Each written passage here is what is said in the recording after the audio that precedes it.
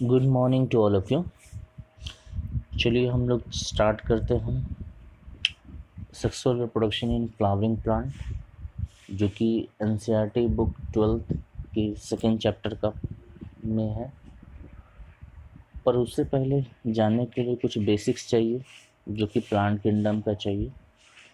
Plant kingdom जो है आपका 11th के थर्ड चैप्टर। तो चलते हैं, पहले बेसिक्स पढ़ते हैं कि कहाँ से एंजियोस्पर्म का इवोल्यूशन हुआ। उसके बाद हम लोग चलेंगे sexual reproduction in flowering plant. तो फर्स्ट है प्लांट किंगडम। तो प्लांट किंगडम को दो कैटेगराइज किया गया, एक क्रिप्टोगेम्स और एक फेनरोगेम्स।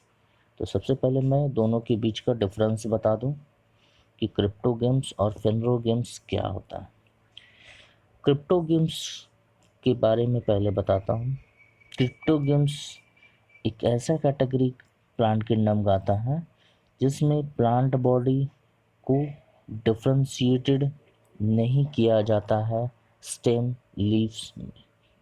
दैट मीन्स बोल सकते हैं plant body is not well differentiated into stem leaves.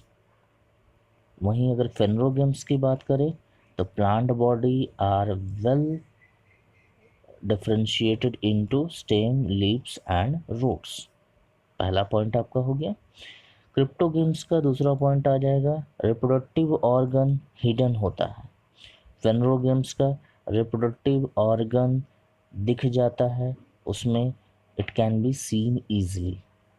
Third point cryptogams का, they are less evolved plant. इसको एक तरह से लोअर कैटेगरी माना जाता है क्रिप्टोगेम्स को। Phanerogams they are highly evolve, इसको एडवांस कैटेगरी का बोला जाता है।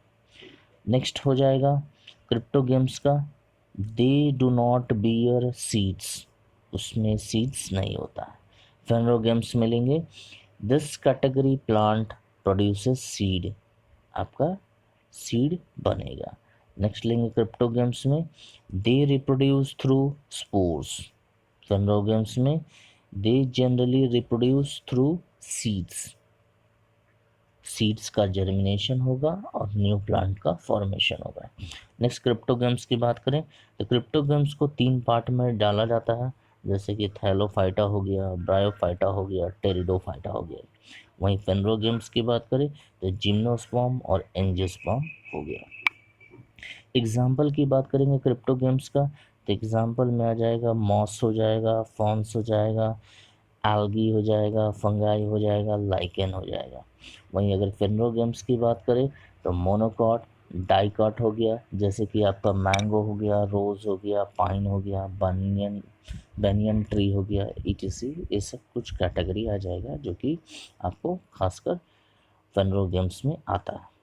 ये तो हो गया आपका difference between cryptogams and phanerogams, जो मैंने बताया। जिन जिन को ज़रूरत है वो चाहे तो उसको नोट कर सकते हैं। अब जैसे हम लोग को पढ़ना यहाँ पर है sexual reproduction in flowering plant. तो फ्लावरिंग प्लांट के बारे में बता दूं कि आपको जैसे अभी बताया कि प्लांट किंगडम को दो कैटेगरी में डाला गया, एक के पास फ्लावर होता है, एक के पास फ्लावर नहीं होता है। अब एक के पास सीड होता है, एक के पास नहीं होता है। तो ये जो कैटेगरी पूरा होता है, इसके पास ना फ्लावर होता है, ना सीड होता है, ना फ्रूट होता है। इसके पास कुछ भी मौजूद नहीं है, no flower, no seed and no fruit, इस कैटेगरी का। अब एक कैटेगरी जो आता है फेनरोगेम्स का, इसमें दो कैटेगरी दिख रहा है, एक आपका जिम्नोस्पर्म, एक एंजियोस्पर्म। तो जिम्नोस्पर्म को जैसे बोलेंगे that is a naked seed, that means इसके अंदर सीड होगा बट फ्रूट एब्सेंट होगा और फ्लावर भी नहीं होगा। ठीक है। एंजियोस्पर्म के अंदर बोलेंगे कवर्ड सीड, मतलब इसके अंदर फ्लावर भी होगा, फ्रूट भी होगा, सीड भी होगा। तो हम लोग को मेन पढ़ना है दैट इज द एंजियोस्पर्म, जिसके अंदर फ्लावर प्रेजेंट होता है। Either it will be monocot, it will be dicot. तो हम लोग को फोकस करना है ऑन एंजियोस्पर्म। इधर की बात करें आपका क्रिप्टोगम्स में, जैसे थैलोफाइटा हो गया, ब्रायोफाइटा हो गया, टेरिडोफाइटा हो गया। तो एक्चुअली दिस कैटेगरी बोलते हैं ऐसा जिसमें रूट, स्टेम, लीफ कुछ भी डिफ्रेंशिएट कर पाना मुश्किल होता है। डैट मीन्स हम लोग नहीं पहचान पाएंगे कि प्लांट का कौन सा रूट भाग है, कौन सा स्टेम है, कौन सा लीफ है। ओके, और इसको इसलिए इसको लोअर कैटेगरी का बोला जाता है, जो कि मैंने डिफरेंस में बता चुका। तो हम लोग को मेन फोकस करना है that is on the phanerogams. Phanerogams में खासकर एंजियोस्पर्म जिसके अंदर फ्लावर प्रेजेंट होता है, क्योंकि सेक्सुअल रिप्रोडक्शन तभी पॉसिबल है जब वो फ्लावर होगा, जिसके अंदर मेल एंड फीमेल, या फिर जिस प्लांट के अंदर मेल रिप्रोडक्टिव ऑर्गन या फीमेल रिप्रोडक्टिव ऑर्गन प्रेजेंट होगा, तभी सेक्सुअल रिप्रोडक्शन पॉसिबल है। अब इसमें भी दो कैटेगरी का लेते हैं, दो कैटेगरी का जो लेते हैं, एंजियोस्पर्म भी जो होता है दो कैटेगरी का आता है। एक आपका होता है डेट इज चास्मोगैमस होता है, और एक क्लिस्टोगैमस होता है, उसको भी डील करते हैं। एक पहला कैटेगरी होता है that is chasmogamous, first category of angiosperm. Chasmogamous बोलते हैं जिसको बोलते हैं खासकर ऐसा प्लांट कैटेगरी जिसमें फ्लावर प्रेजेंट होता है, ब्लॉसम करता है। चास्मोगैमस फ्लावर ओपन, ठीक है। फ्लावर ओपन बोलने का मतलब है कि आपका जिसके फ्लावर जमीन के ऊपर पाया जाए, दैट इज ये अगर सॉइल लेवल है, सॉइल लेवल के ऊपर अगर फ्लावर प्रेजेंट होता है तो इसको बोलेंगे चास्मोगैमस, जो कि ब्लॉसम करता हो। जैसे कि जनरल मैंगो प्लांट, आपका जो भी प्लांट होगा जो हम लोग का फ्लावर दिखता है उसको बोलेंगे चास्मोगैमस। वहीं अगर जो सॉइल लेवल के नीचे अगर प्रेजेंट होता है तो इसको बोलते हैं क्लिस्टोगैमस।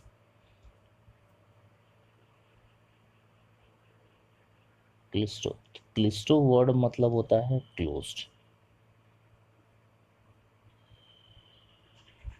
गैमस मतलब हो गया आपका फ्लावर, तो आपका हो गया क्लिस्टोगैमस जो जमीन के नीचे होता है। एग्जाम्पल हो गया ओक्सैलियस हो जाएगा, बाल्सम हो जाएगा।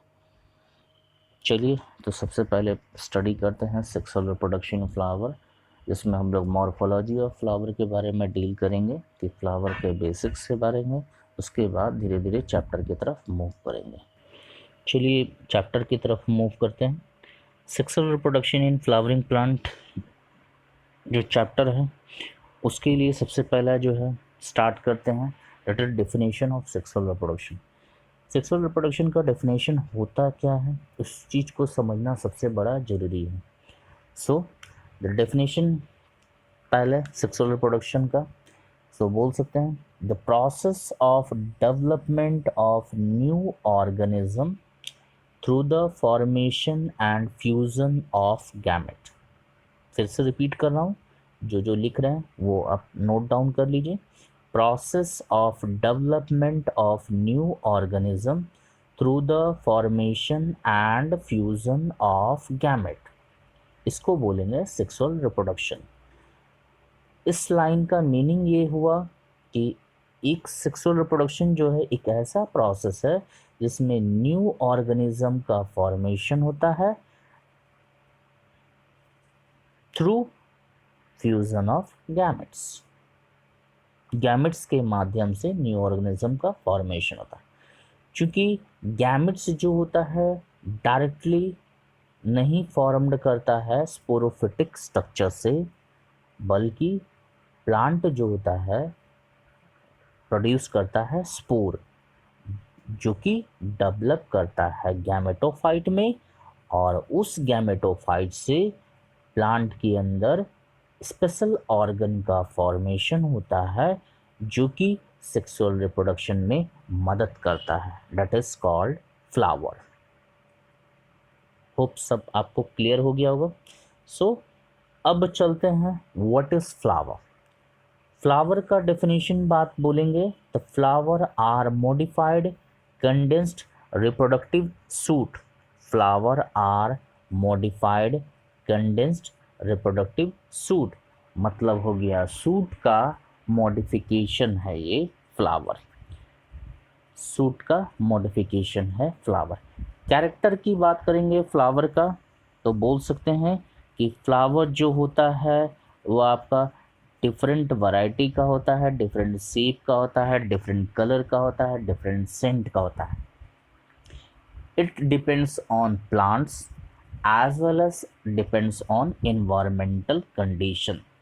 So characteristics of flower में आ जाएगा, flower are of different variety, different shape, different color, different scent and even different location, different arrangement, ये सब रहेगा। that is the characteristics of flower। अब बात करते हैं that is a process of formation of flower, flower का development कैसे होता है। मैं स्टेप वाइज बताऊंगा, जो जो नोट कर रहे हैं प्लीज़ इसको नोट कर लीजिए। फ्लावर एक्चुअली जो होता है वो मैच्योर प्लांट में फॉर्म करता है। फॉर्म करने का मेन कारण होता है दो, that is a hormonal induction जिसके कारण स्ट्रक्चरल चेंज होता है, और फिजियोलॉजिकल चेंज होता है खासकर सूट के टिप पोर्शन पर। सूट के टिप पोर्शन पर हार्मोनल इंडक्शन के कारण स्ट्रक्चरल और फिजियोलॉजिकल चेंजेस देखा जाता है, जिसके कारण जो होता है सूट का जो टिप पोर्शन होता है वो ट्रांसफॉर्म्ड हो जाता है एक इन्फ्लोरेसेंस जैसा। उसमें वहाँ पर एक स्पेशल टाइप का सेल का फॉर्मेशन होता है जिसको बोलते हैं फ्लोरल प्रिमोडिया। फ्लोरल प्रिमोडिया का फॉर्मेशन होता है जो कि ग्रो करता है और फ्लावर बड में बनता है। फ्लावर बड फर्दर एंथेसिस होता है। एंथेसिस बोलते हैं रिप्रोडक्टिव पीरियड, या फिर बोलेंगे ऐसा टाइम पीरियड जब फ्लावर जो बर्ड होता है वो आपका डेवलप करेगा और फॉर्म करेगा फ्लावर। तो मैंने अभी जो बताया that is the process of formation of flower. इसको स्टेप वाइज बता रहा हूँ। पहला कि जो फ्लावर जो होता है खासकर मैच्योर प्लांट के ऊपर प्रेजेंट होता है, खासकर सूट के टिप पोर्शन पर। अब सूट के टिप पोर्शन पर जो होता है हार्मोनल इंडक्शन के कारण स्ट्रक्चरल एंड फिजियोलॉजिकल चेंज देखा जाता है। वो स्ट्रक्चरल एंड फिजियोलॉजिकल चेंज जो खासकर देखा जाएगा सूट के टिप पोर्शन पर, सूट के टिप पोर्शन पर देखा जाता है। अब सूट के टिप पोर्शन पर जो होता है वो धीरे धीरे उसमें ट्रांसफॉर्मेशन होगा। ट्रांसफॉर्मेशन होने के बाद जो फ्लोरल प्रिमोडिया होगा उसका डेवलपमेंट होगा। फ्लोरल प्रिमोडिया डेवलप करेगा और फॉर्म करेगा फ्लोरल बर्ड। अब वो बर्ड एंथसिस, एंथसिस एक ऐसा मेथड बोलते हैं जिसको बोल सकते हैं the flowering period of plant from the opening of flower bird.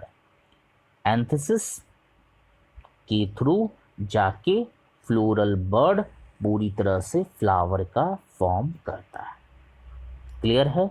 इसको स्टेप वाइज जो लिखना चाहते हैं वो लिख सकते हैं। Flowers are formed over mature plant in response to hormonal induction, structural and physiological change in shoot apex region. Second step हो जाएगा shoot apex are transformed into inflorescence over which floral primodia develop. Third step, the floral primodia grow into floral bud. Fourth step होगा floral bud undergo anthesis, ANTHESIS। इस word को ध्यान रखिएगा, आप कहीं पर साइड में लिख सकते हैं। Anthesis is a flowering period of plant from the opening of flower bud. So step बता रहा था, fourth step undergo anthesis and it leads to formation of flower. This is the process of formation of flower in the plant. अब चलते हैं next topic, that is a purpose of flower. तो purpose of flower की बात करेंगे तो different different type का होता है। देखिए यहाँ पर सबसे पहला है that is expression of feeling. Expression of feeling बोलने का मतलब होता है फ्लावर को यूज़ किया जाता है expression of feeling like love या हैप्पीनेस, या फिर बोल सकते हैं मॉर्निंग, किसी का अगर डेथ हो जाता है तो flower are also used in expressing the feeling. Okay, second one है aesthetic and ornamental value. Aesthetic that is a कुछ चीज़ को सजाना या डेकोरेशन करना, that is aesthetic value. Ornamental value that is a flower can be also use as a ornament. बहुत सारे tribes में आज भी फ्लावर को एज अ ऑर्नामेंट इस्तेमाल किया जाता है। Okay, third is social, religious and cultural value. बहुत जगह देखा जाता है सोशल या religious and cultural in different different religious way. बहुत सारे जो होते हैं कि फूल का इस्तेमाल किया जाता है to worship their god, that is religious and cultural value. Fourth one है source of dye, scent and perfume. Flower से ही आपका dye that is a colouring agent, scent that is a perfume, and बोल सकते हैं कि different type का strong perfume या फिर लाइट परफ्यूम का फॉर्मेशन या फिर प्रोडक्शन में इस्तेमाल किया जाता है। इवन फ्लावर का मेडिसिनल वैल्यू है। बहुत जगह फ्लावर्स के एक्सट्रैक्ट से मेडिसिन या फिर कुछ डिफरेंट डिफरेंट डिजीज़ का क्यूर इस्तेमाल किया जाता है। कुछ जगह पर फ्लावर को खाया भी जाता है, that is edible purpose, because flower itself consist of some constituent which में leads to treatment of different diseases, इसलिए उसको एडिबल पर्पस में भी लिया जाता है। फ्लावर की मदद से पॉलिनेशन पॉसिबल है, क्योंकि पॉलिनेशन जैसे आप जानते हैं it is the process of transfer of pollen grain from anther to stigma. तो उसके लिए फ्लावर होना कंपलसरी है। Without flower pollination is not possible. दूसरा चीज़ है ऑब्टेन हनी। ऑब्टेन हनी जो होता है खासकर जो इसमें मीडिएटर का काम करते हैं दैट इज़ हनी बी। तो हनी बी तभी नेक्टर कलेक्ट कर सकता है जब तक फ्लावर मौजूद होगा, because without flower the honey bee couldn't be able to collect nectar, because nectar जो होता है फ्लावर से ही कलेक्ट किया जाता है।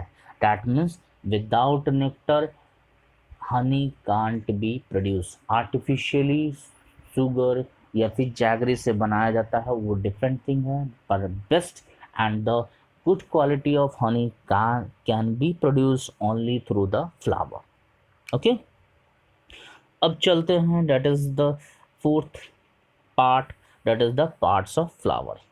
पार्ट्स ऑफ फ्लावर की बात करेंगे तो पार्ट्स ऑफ फ्लावर में आपका 4 पार्ट आता है। तो सबसे पहले उसके लिए हम पहले चलते हैं स्ट्रक्चर की तरफ। स्ट्रक्चर की बात करेंगे तो देख रहे हैं आप स्क्रीन पर जो है फ्लावर का स्ट्रक्चर दिया हुआ है। तो फ्लावर का स्ट्रक्चर विथ लेबलिंग भी आपको दिया हुआ है। तो सबसे पहले लेते हैं बेस पोर्शन फ्लावर का, that is region thalamus. Thalamus बोलेंगे जिसको यहाँ पर रिसेप्टिकल भी बोला है। ए पोर्शन फर्स्ट वन ले रहे हैं थैलेमस। थैलेमस होता क्या है, नॉर्मली केस में अगर फ्लावर का ब्रॉड बेस होता है। ब्रॉड बेस ये वाला पोर्शन देखिए ब्रॉड है, बेस है, जिसके ऊपर सब पूरा पार्ट मतलब ऊपर का जितना भी आप पार्ट देख रहे हैं पूरा इस पर बैठा हुआ है, दैट इज अ बेस। तो इसको फर्स्ट वन बोले रिसेप्टिकल बोलेंगे या फिर इसको थैलेमस भी बोल सकते हैं। तो थैलेमस का हो जाएगा फर्स्ट पार्ट हम लिए, that is the broad base present in the typical flower over which other floral part is present. Okay, ये आपका हो गया रिसेप्टिकल। दूसरा चलेंगे सेपल्स की तरफ। सेपल्स जो होता है that is green in colour. यहाँ पर आप देखिएगा 9 नंबर का जो मैं लेबलिंग किया हुआ है दैट इज़ अ सेपल्स। ये जो 9th है वो आपका सेपल है। सेपल्स एक्चुअली जो होता है वो ग्रीनिश इन कलर होता है, और सेपल्स का जो ग्रुप होता है उसको कैलिक्स बोलते हैं। कंफ्यूज नहीं कीजिएगा, that is group of sepals is called calyx. Clear. Sepals का यूज जो होता है खासकर फ्लावर के केस में, दे आर सपोर्टिव रोल। पहला first one, they are supportive role. Supportive role in the sense जब फ्लावर बर्ड पोजीशन में रहता है, दैट मीन्स पूरी तरह से डेवलप नहीं करता है, तो सेपल्स जो होता है एक तरह से इसको प्रोटेक्ट करता है from foreign particles. That means sepals as a protective काम करता है अर्ली स्टेज में जब फ्लावर बर्ड स्टेज में रहता है। दूसरा की तरफ चलते हैं, that is a petal. Petal जो होता है that is a colourful colour होता है। ग्रुप ऑफ पेटल को बोलते हैं corolla. That is group of petal is called Corolla.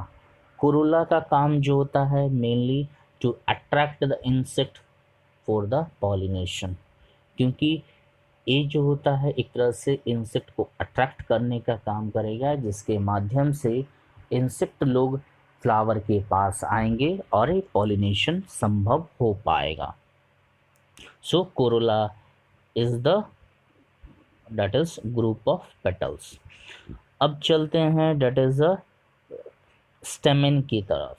Stamen 7वां number आप देख सकते हैं, दैट इज अ 7 नंबर इधर दिया हुआ, that is a stamen.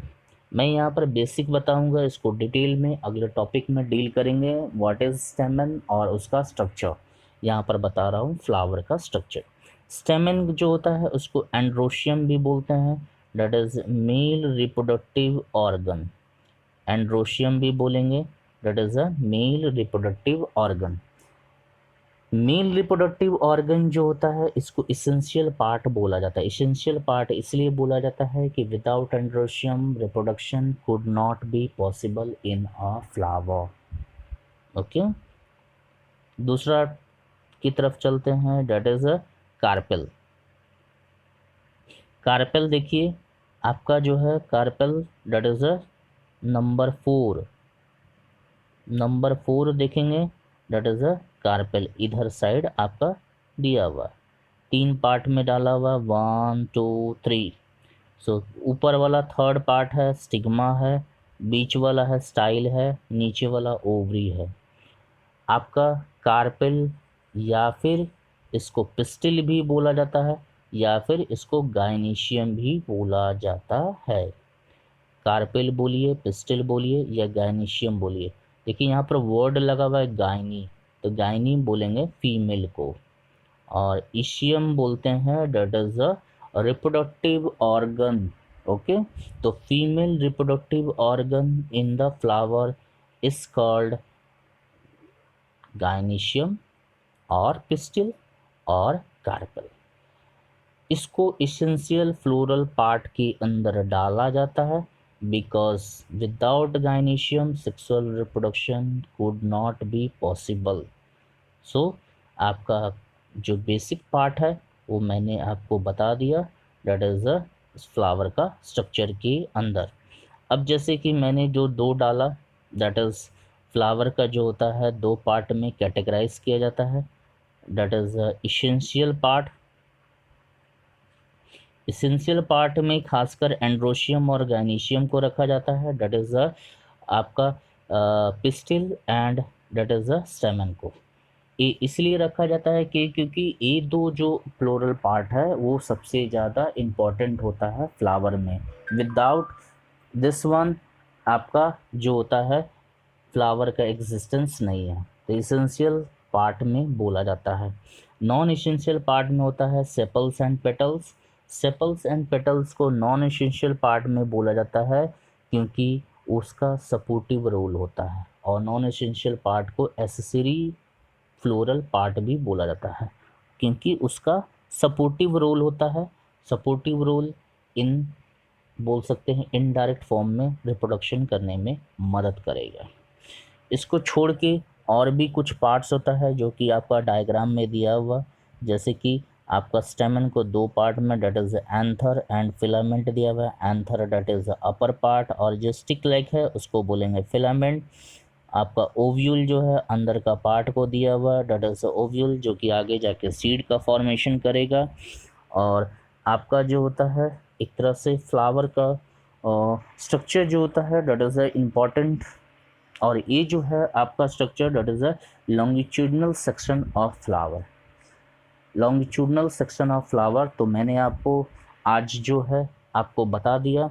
Sexual reproduction का फर्स्ट डेफिनेशन बताया, दूसरा फ्लावर का डेफिनेशन क्या होता है, then characteristics of flower, then fourth process of formation of flower भी बता दिया, देन पर्पस ऑफ फ्लावर, कहाँ पर फ्लावर को यूज़ किया जाता है, देन पार्ट्स ऑफ फ्लावर बताया कि कौन फ्लावर में कौन कौन सा पार्ट है, एंड देयर फंक्शन, जो कि आपका बोर्ड पॉइंट ऑफ व्यू से ज़्यादा ज़रूरी है। इसमें कोई भी आपको डाउट लगे please comment in the comment box, या फिर मेरे व्हाट्सअप नंबर पर आप कमेंट कर सकते हैं या फिर मैसेज कर सकते हैं। इसके बाद हम लोग अब पढ़ेंगे that is the स्टेमन, the main reproductive organ, उसको डिटेल में पढ़ेंगे।